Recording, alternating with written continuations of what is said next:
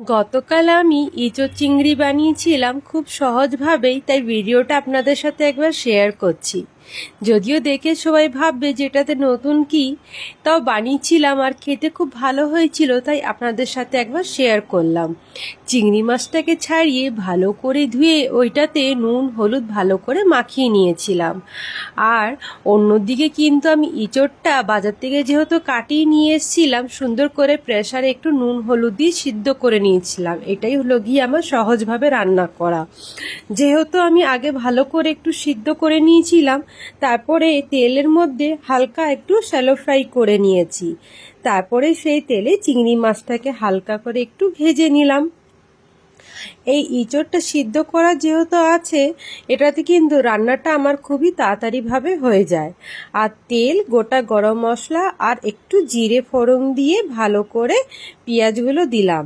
পেঁয়াজটা যখনই লাল হলো, এটাতে যাবতীয় মাংসের মশলার মতনই মশলা দিয়েছি।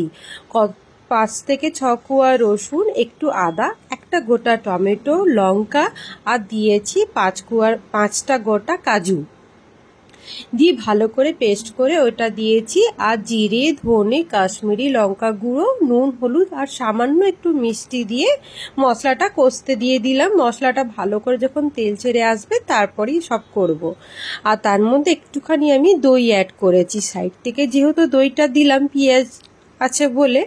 আর তারপরে একটুখানি এলাচ গুঁড়ো দিয়েছি। সুন্দর করে যখন কষানো হয়ে যাবে, তারপরে আমি কিন্তু গরম জলটা অ্যাড করব।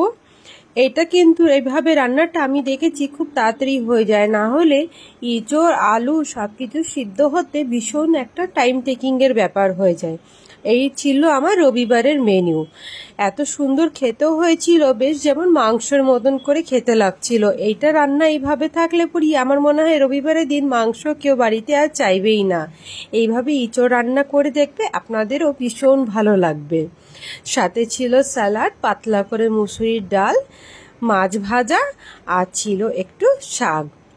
আপনাদের কেমন লেগেছে জানাবেন।